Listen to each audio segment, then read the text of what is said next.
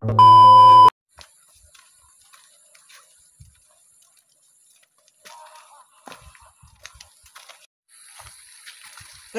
naniniwala ka ba sa anting-anting?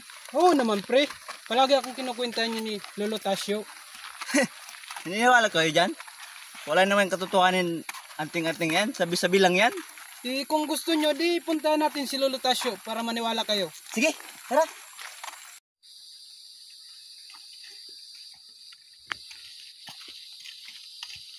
Lolo Carpio!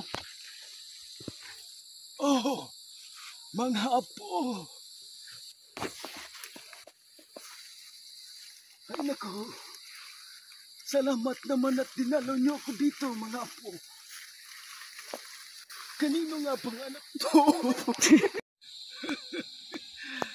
Pasok kayo dito sa aking bahay, mga apo.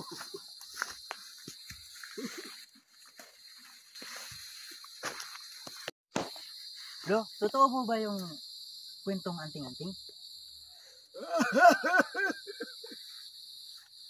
Naku, bata ka. Saan mo naman nakuha ang tanong mong iyan? Gusto niyo ba talagang malaman ang katotohanan sa kwento ng isang anting-anting, mga apo? Opo naman. Kung ganun, maupo kayo, mga apo. Ikukwento ko sa inyo ang alamat ng isang anting-anting. Noong unang panahon,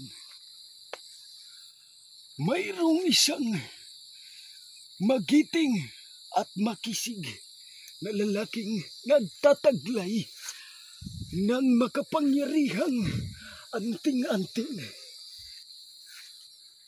Siya ay nagngangalang Pedro.